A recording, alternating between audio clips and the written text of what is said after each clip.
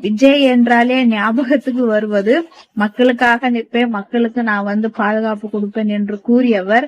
அவர் நடத்தும் பொதுக்கூட்டத்தில் 10 கிலோமீட்டர் தள்ளி நின்று பல காவலர்கள் பாதுகாப்பில் நின்று மக்களை சந்திக்கின்றார்.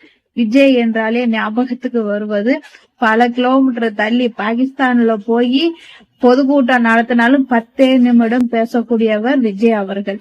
விஜய் என்றாலே ஞாபகத்துக்கு வருவது மக்களுக்காக குரல் கொடுப்பேன் என்று கூறியவர். அந்த குரல் கொடுக்க வேண்டும் என்றால் A4 தாளில் எழுதி கொடுத்தாதான் அந்த குரலையும் கொடுப்பார்.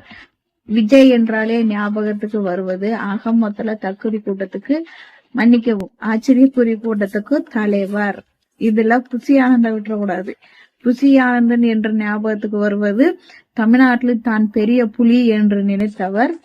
புதுச்சேரிக்கு போய் பெண் புலி நீ புலி அல்ல புலியா விதை அப்படின்னு நசுக்கி அனுப்பி விட்டார். ஆக மொத்தத்துல இது ஒரு தற்கொலை கூட்டம்.